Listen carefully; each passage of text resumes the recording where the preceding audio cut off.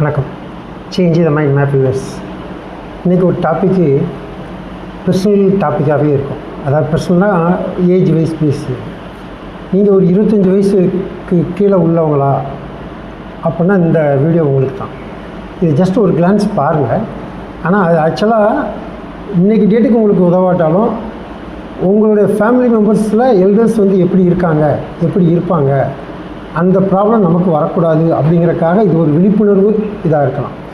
For example, அவங்க 60 வயசுக்கு மேலே உள்ளவங்களாக இருந்தால் அவங்களுக்கு ஞாபகம் மறதி இருக்கும். ஃபார் எக்ஸாம்பிள் பார்த்திங்கன்னா, சாவி எங்கே வச்சோன்னு தெரியாது, பல சொல்கிறத மறந்துடுவாங்க, வரேன்னு இருப்பாங்க வராமல் விட்டுருவாங்க, ஃபோன் பண்ணுறேன்னு இருப்பாங்க ஃபோன் பண்ணாமல் இருப்பாங்க.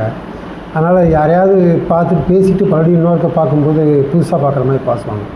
ஆனால் அவங்களுக்கு தெளிவாக இருப்பாங்க. எதுலன்னா அனிச்சை சைடில் தெளிவாக இருப்பாங்க. அனிச்சை சைடுனா அதாவது சாப்பிட்றதுலையோ மாத்திரை இது பண்ணுறதுலையோ ரெகுலராக போகிற இடத்துக்கு வர்றதுன்னா அதில் எந்த மாற்றம் இருக்காது. ஆனால் செயல்பாடு ஸ்லோவாகிடும். கையெழுத்து கொஞ்சம் மாற்றம் கொடுத்துரும். கையொப்பம் போடுறதும் சேஞ்ச் ஆகிடும். அதுக்கெல்லாம் பழகணும். நடை ஸ்லோவாகிடும். பார்வையும் கொஞ்சம் மங்கள ஆரம்பிச்சிடும். கெட்ட பழக்கம் இருந்தால் அது குறைஞ்சிடும்.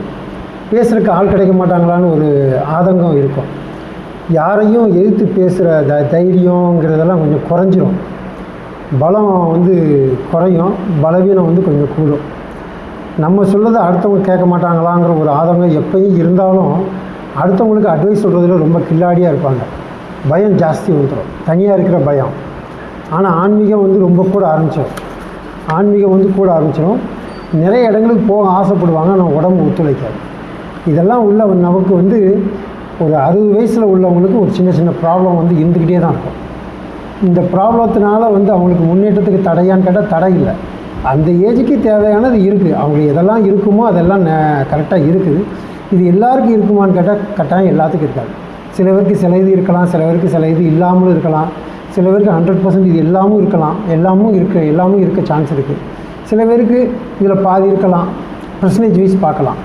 ஆனால் இதில் எப்படி ஓவர் கம் பண்ணலாம் அப்படிங்கிறத நம்ம பார்ட் 2 வீடியோவாக ஒன்று பார்க்கலாம்.